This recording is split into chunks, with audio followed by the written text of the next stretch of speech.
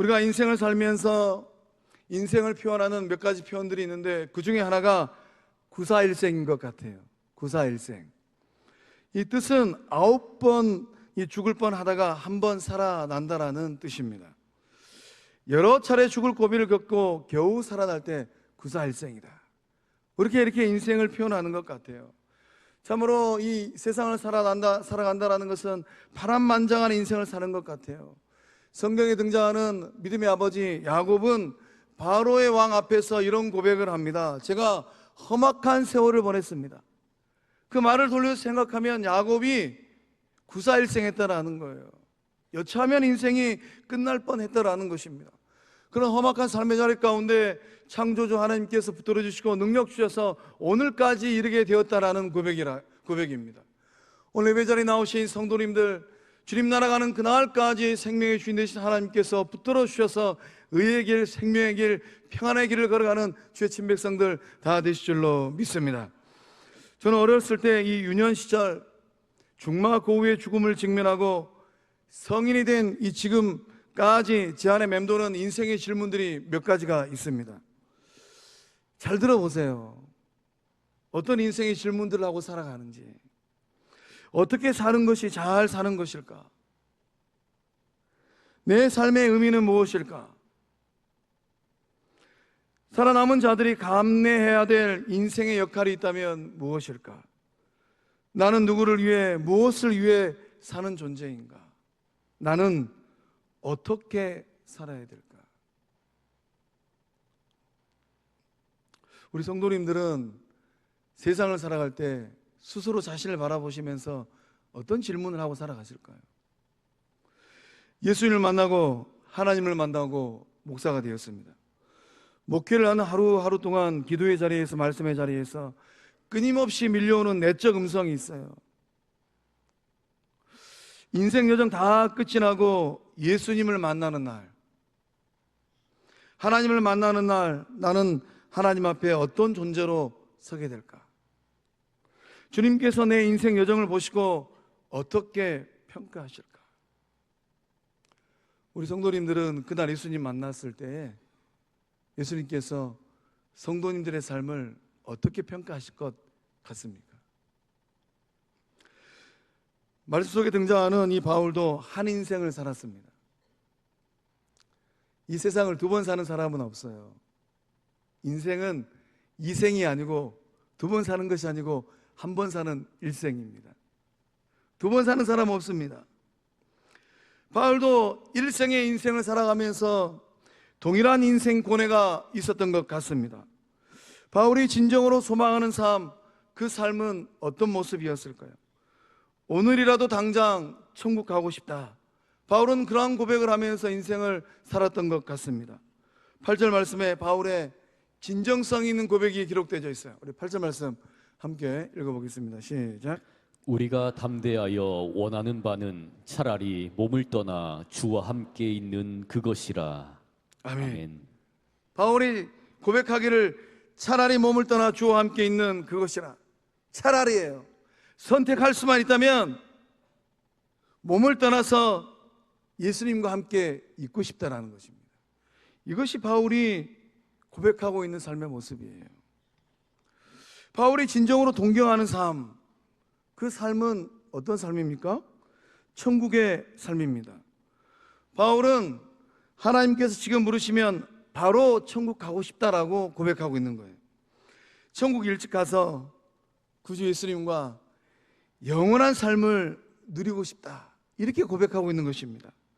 죽음에 대한 두려움보다는 천국에 대한 소망이 더 큽니다. 예배 자리에 나오신 성도님들은 오늘 이 삶의 자리를 어떤 생각으로 살고 계실까요? 바울이 간절히 사모하는 삶은 하늘로부터 오는 초소를 덧입는 삶입니다. 그것을 간절히 사모했어요. 육신의 몸은 비록 이 땅에 있습니다. 그렇지만 부활의 몸, 영생의 몸을 빨리 덧입고 싶다라는 생각이 가득했습니다. 부활의 몸, 영생의 몸을 빨리 덧입고 싶다. 이것이 바울이 간절히 사모하는 소망이었습니다. 예수님과 함께 동거하는 천국의 삶을 동경하고 있어요. 바울의 삶을, 이 인생의 고백을 요점하면 육체의 장막을 빨리 벗어버리고 인생의 무거운 짐을 빨리 벗어버리고 인생 경주를 빨리 끝내버리고 예수님께서 계시는 천국에 하루라도 빨리 가고 싶습니다. 이것이 바울의 고백입니다. 바울은 왜 이런 소망과 열망과 동경심을 가지게 되었을까요? 바울은 천국을 갔다 왔습니다. 셋째 하늘 3층 천을 경험했어요. 바울은 천국을 경험하고 말로 표현할 수 없는 것들을 보고 듣고 왔습니다. 바울이 쓰니 고린도후서 뒤쪽으로 가면은 바울이 3층 천을 14년 전에 경험했다라는 이 사실을 알게 됩니다. 바울은 14년 전에 신비한 영적 체험을 했습니다. 천국을 체험했어요. 바울이 천국으로 이끌려가서 인간의 그 어떠한 말로도 표현할 수 없는 말을 듣고 왔습니다. 이거는 인간의 말로 표현할 수 없는 말들이에요. 그것을 보고 듣고 왔어요. 사람이 표현하지 못할 말을 천국에서 듣고 왔습니다. 그러니 14년 동안 이 세상을 살아가면서 천국 가고 싶다. 그 좋은 천국 하루라도 잊은 적이 없었던 것 같습니다. 세월이 14년이란 세월이 흘렀습니다. 천국 가고 싶은 마음이 더 간절해지는 거예요. 하루라도 속히 가서 예수님을 빨리 만나고 싶습니다. 이것이 바울의 진정성 있는 고백입니다. 이것이 바로 성도가 사모해야 될 삶의 지향점이에요. 세월이 가면 갈수록 이 세상에 대한 미련이 많아지는 것이 아니라 세월이 가면 갈수록 이 세상에 대한 미련이 많아질 때 그때는 한 번쯤 내 자신을 점검해 봐야 됩니다. 세월이 가면 갈수록 세상에 대한 미련이 많아지는 것이 아니라 천국에 대한 소망이 더 깊어지고 더 커지는 겁니다. 예수님 만나면 정말 좋겠다.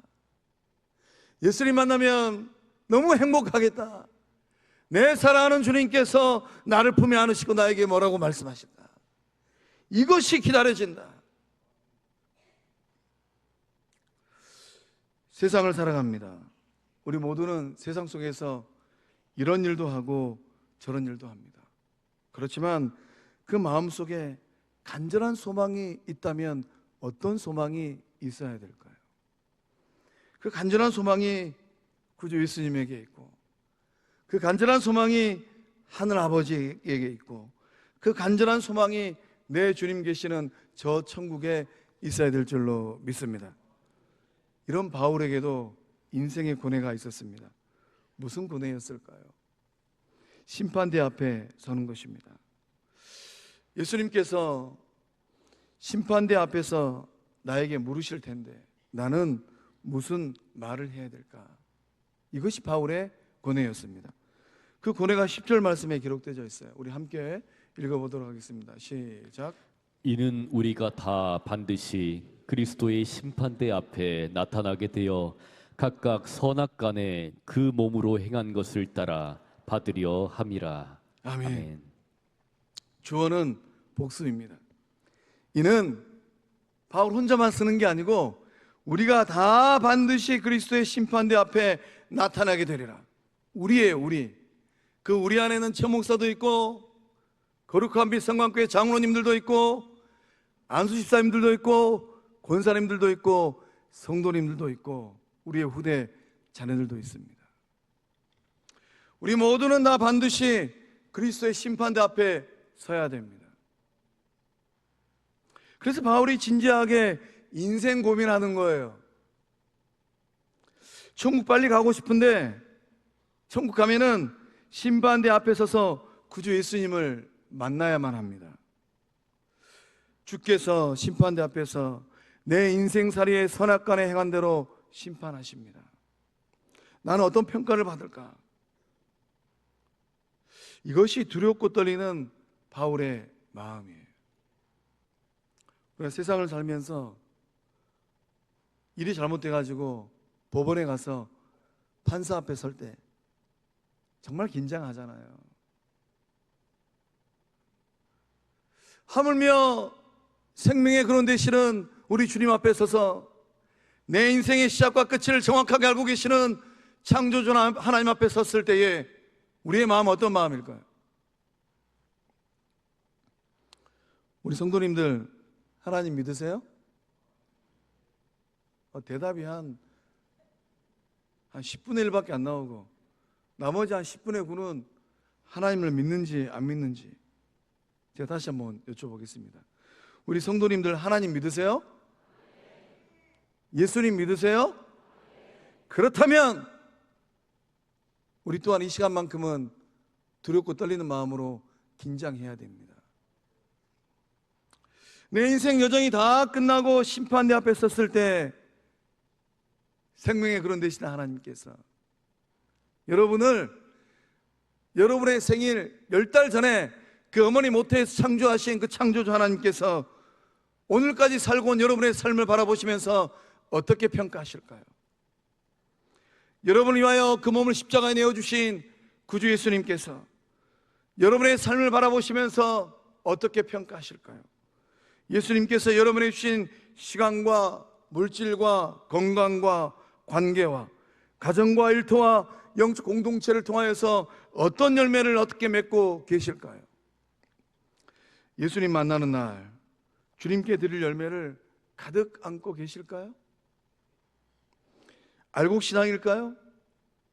아니면 아무것도 없는 쭉정이 빈 껍데기 가라지 신앙일까요?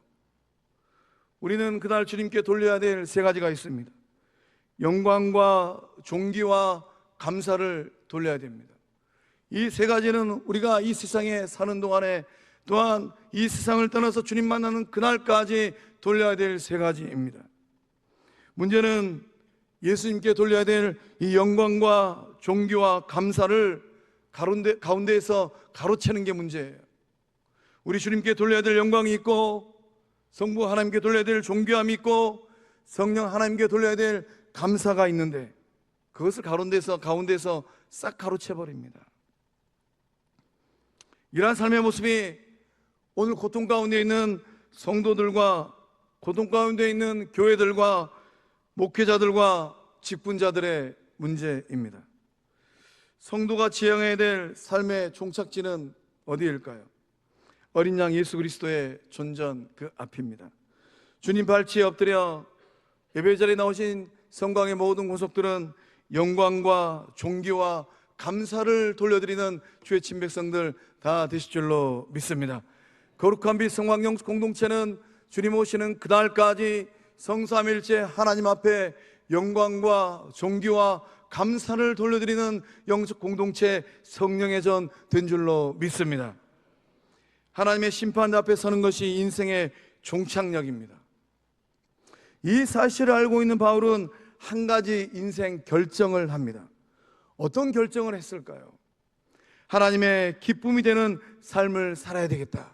이 결정을 했어요. 이 고백이 9절의 말씀에 기록되어 있습니다. 우리 다시 한번 한 목소리로 읽어보겠습니다. 시작. 그런즉 우리는 몸으로 있든지 떠나든지 주를 기쁘시게 하는 자가 되기를 힘쓰노라. 아멘. 아멘. 이 9절의 말씀을 세번역 성경은 조금 더 다가오는 이 말들로 표현해 놨습니다. 우리가 몸 안에 머물러 있든지 몸을 떠나서 있든지 지금 성도님들은 어디에 있는 상태입니까? 우리는 지금 몸 안에 머물러 있는 상태예요. 우리가 바라는 것은 우리가 반드시 바라야 될 것이 있는데 그것이 무엇인가? 주님을 기쁘게 해드리는 사람이 되는 것입니다. 주님을 기쁘게 해드리는 사람. 예수님의 근심거리 걱정거리, 생명의 주인 되신 하나님의 근심거리 걱정거리, 오늘도 우리 가운데 운행하시는 성령 하나님의 근심거리 걱정거리가 아니라 하나님의 기쁨이 되어지고 예수님의 기쁨이 되고 성령님의 기쁨이 되어지는 주의 백성들 다 되실 줄로 믿습니다. 한번 사는 세상, 이제는 세상을 위하여 사는 삶이 아니라는 것입니다. 오직 하나님을 기쁘게 하는 삶, 예수님의 기쁨이 되는 삶, 성령 하나님께서 마음껏 사용하시는 성령의 사람이 되겠다라는 고백이에요. 중요한 요점이 있다면 무엇일까요? 무엇이 중요할까요?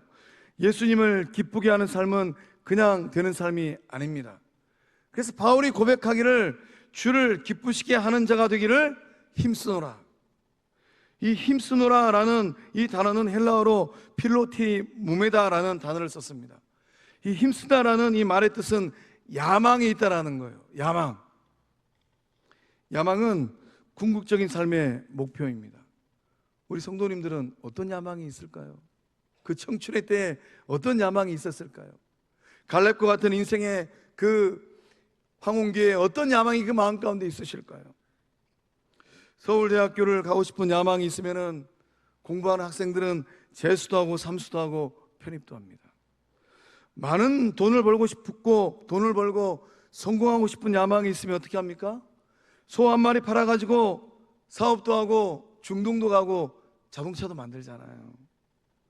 살고 싶은 야망이 있어요. 그럼 어떻게 합니까? 전 재산을 팔아서 서울대학교 병원에 입원하잖아요. 인간을 추동하는 삶의 원리는 야망이에요. 사랑도 삶도 야망이 있어야 무엇인가를 향하여 꿈틀거립니다. 때로는 실패했다 하더라도 야망이 있으면 딛고 일어서게 되는 것입니다. 그렇다면 성도는, 신자는, 제자는, 하나님의 자녀들은 어떤 야망을 가져야 될까요? 우리가 진정으로 추구해야 될 야망이 있다면 무엇이겠습니까? 바울 사도는 그 야망을 어떻게 고백하고 있습니까? 남은 인생길 권력을 쥐고 많은 부를 소유하고 내 명예를 높이는 것, 이것이 바울의 야망이었을까요? 그게 아니었다라는 거예요. 바울은 어떤 야망이 있었습니까? 주를 기쁘시게 하는 자, 하나님을 기쁘게 해드리는 사람, 예수님을 기쁘게 해드리는 사람, 성령님의 기쁨이 되는 사람, 이것이 바울의 야망이었답니다. 이 바울의 야망이 예배의 자리에 나오신 저와 성도님들의 남은 인생길에 야망될 줄로 믿습니다. 그렇다면 어떻게 하면 우리가 하나님의 기쁨이 되고 예수님의 기쁨이 될 수 있을까요? 우리가 힘써야 될 것이 있다면 무엇이겠습니까? 하나님께서 기뻐하시는 인격이 되는 것입니다. 자녀는 부모를 닮는다고 합니다. 아들은 아빠를 쏙 빼닮습니다. 딸은 엄마를 닮아요. 그래서 우리만의 시도둑질은 못한다고 하지 않습니까? 정말로 현숙한 아내를 얻고 싶으면 누구를 보면 돼요? 장모를 보면 돼요. 내 아내를, 내가 사랑하는 이 애인을 길러내신 그 어머니를 보면 내 아내를 보게 됩니다. 하나님께서 그렇게 창조의 질서를 만드셨던 것 같아요. 성도도 마찬가지인 것 같습니다. 우리도 스스로 고백하기를 나는 하나님의 자녀입니다 라고 고백을 합니다. 이러한 고백이 있다면 우리가 무엇에 힘써야 되겠습니까? 하나님의 자녀다운 인격을 만들기 위해서 우리는 힘써야 돼요. 우리 성도님들은 하나님의 자녀임을 고백하실까요? 우리 그 믿음의 고백을 가지고 요한복음 1장 12절의 말씀을 함께 읽어보겠습니다. 시작. 영접하는 자, 곧 그 이름을 믿는 자들에게는 하나님의 자녀가 되는 권세를 주셨으니. 아멘. 하나님의 자녀됨을 고백하실까요? 세상 그 어떠한 사람이 나를 두고 뭐라 한다 할지라도 십자가 앞에 서서 나는 하나님의 아들이요 하나님의 딸입니다, 이러한 고백이 있으실까요? 그러한 고백이 있다면 우리가 세상을, 우리의 삶을 어떻게 살아가야 되겠습니까? 자녀됨의 권세를 내 것으로 만들고 자녀됨의 권세를 가지고 더 복된 삶이 되기를 원하신다면 자녀다운 인격을 만들기 위해서 우리는 힘써야 될 줄로 믿습니다. 생각과 말과 행동이 자녀다워야 돼요. 말이 거칠고 행동이 거칠면 아직 멀었어요.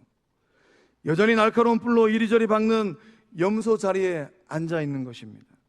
우리 모두는, 하나님의 자녀들은 염소가 아니라 양이 돼야 돼요. 왜 양이 돼야 될까요? 그날 주님께서 베드로에게 부탁하셨잖아요. 모닥불 앞에서 베드로에게 부탁하셨잖아요. 사랑하는 베드로야, 내 어린 양을 먹이라. 내 양을 돌보아다오. 내 양을 먹여다오. 주님이 원하시는 것은 염소가 아니고 양이에요. 오늘 예배 자리에 나오신 성도님들은 뿔 달린 염소가 아니라 목자의 음성을 듣기 위해서 귀를 기울이는 어린 양들 다 되신 줄로 믿습니다. 우리 좌우를 둘러보시면서 엄지척하고 인사 한번 하겠습니다. 양 되세요.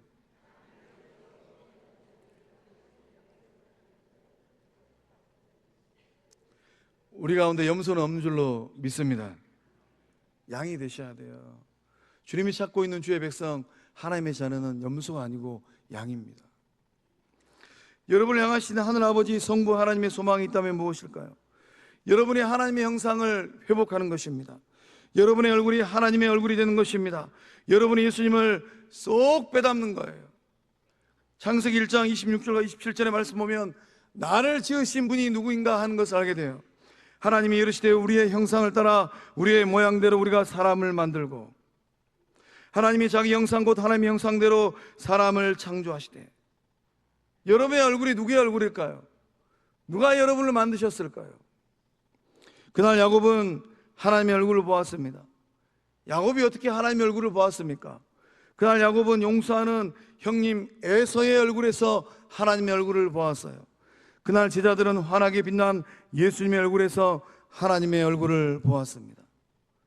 그날 죽음 앞에서 두려워하지 않고 보좌 우편에 서신 예수님을 바라보면서 복음을 담대히 증거하였던 스데반 집사님의 얼굴은 성령 충만한 얼굴이었습니다. 그러나 그날 은삼십에 예수님을 팔아치웠던 유다의 얼굴은 사탄 마귀의 얼굴이었어요. 그러나 그날 예수님의 길을 가로막았었던 베드로의 얼굴도 사탄 마귀의 얼굴이었습니다. 그렇다면 예배의 자리에 나오신 성도님들, 이 얼굴은, 그 얼굴은 누구의 얼굴일까요? 하나님의 형상을 회복하기 위해 이 땅에 오신 분이 계십니다. 성자 예수님, 그리고 오순절 마가다락방에 마있던 성령 하나님입니다. 하나님의 형상을 회복하기 위해서 예수님께서 오셨습니다. 십자가에 흘리신 보혈로 모든 죄를 씻어주셨어요. 하나님 아버지와 완전히 끊어져 버렸던 관계를 회복시켜 주셨습니다. 죄와 사망의 사슬이 끊어졌습니다. 지옥과 결별하게 되었습니다. 천국 백성으로 회복되었습니다. 하나님 아버지의 아들이 되고 딸이 되었습니다. 그리고 구원받은 우리는 예수 가족이 되었습니다. 구원의 은총이 믿는 모든 자들에게 임하였습니다. 할렐루야. 이 은혜가 우리 가운데 흐르고 있는 줄로 믿습니다. 여러분 안에 내주하시는 성령 하나님께서 여러분의 속사람을 조금씩 다듬어 가십니다. 성령 하나님께서 거듭남의 역사를 일으키고 계십니다. 성령 하나님은 아주 실력이 탁월한 외과 의사입니다. 성령 하나님은 여러분의 얼굴을 바꾸십니다. 거울 앞에 서서 곰곰이 생각해 보니까 이 원판이 너무 부족해요. 그런다 할지라도 성령 하나님이 역사하시면 여러분의 얼굴을 가장 아름다운 은혜로운 얼굴, 예수님의 얼굴로 바꾸실 줄로 믿습니다. 이제 말씀을 마치려고 하는데요, 제가 3가지 질문을 하겠습니다. 질문이 있으면 답이 있는데 그 답은 예수 닮아서요입니다. 대답 잘 하시기 바랍니다. 예수 닮은 성도 옆에 가면 마음이 평안해진다고 해요. 왜 그럴까요? 예수 닮은 여러분, 누군가 옆에 오면 마음이 평안해질 줄로 믿습니다. 예수 잘 믿는 사람에게서는 예수 향기가 난다고 합니다. 왜 그럴까요? 다시 물어봅니다. 예수 잘 믿는 사람에게서는 예수의 향기가 난다고 합니다. 왜 그럴까요? 예수 잘 믿는 사람 옆에 가면 마음이 따뜻해진다고 합니다. 왜 그럴까요? 할렐루야. 사랑하는 성광인 성도 여러분, 하나님의 기쁨, 예수님의 기쁨, 성령님의 기쁨 될 줄로 믿습니다. 여러분의 얼굴이 하나님의 얼굴이 되고, 여러분의 얼굴이 예수님의 얼굴이 되고, 여러분의 인격이 하나님의 자녀다운 인격이 될 줄로 믿습니다.